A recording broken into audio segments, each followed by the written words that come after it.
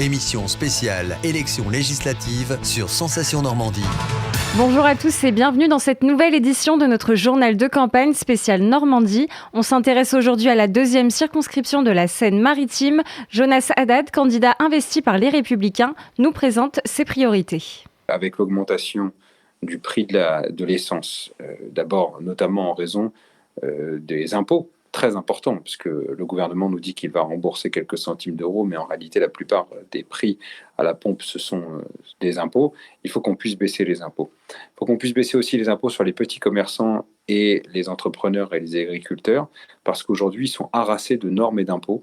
Et quand on est un candidat de droite, on doit se battre pour faire en sorte que le quotidien des gens soit plus facile, plus simple, moins taxé, moins normé. Dans la troisième circonscription de l'Eure, pour Dorine Lepêcheur, candidate NUPES, les priorités sont les suivantes. Dans ma circonscription, je pense qu'il y a des priorités qui sont et locales et nationales.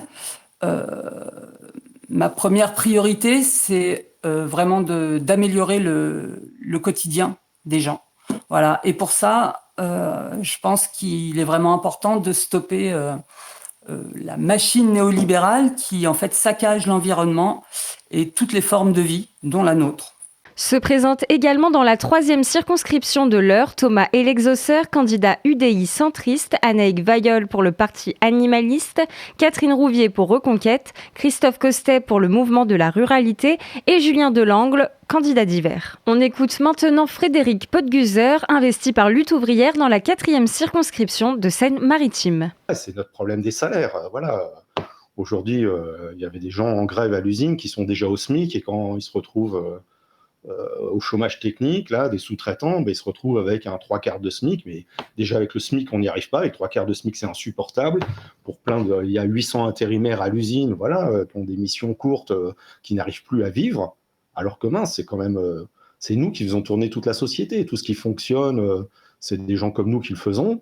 Pour Olivier Cléland du parti Reconquête, dans la première circonscription de Seine-Maritime, ses engagements sont les suivants. La réconciliation du monde rural avec le monde urbain. Justement, on s'est aperçu avec la crise des Gilets jaunes qu'il y avait un gros souci avec le Covid. On a vu qu'on avait besoin des uns des autres. Il faut savoir que le monde agricole, lui, n'a pas arrêté. Il ne s'est jamais arrêté de travailler. On était tout le temps dans les champs, on était en moisson, on n'a pas eu d'aide particulière.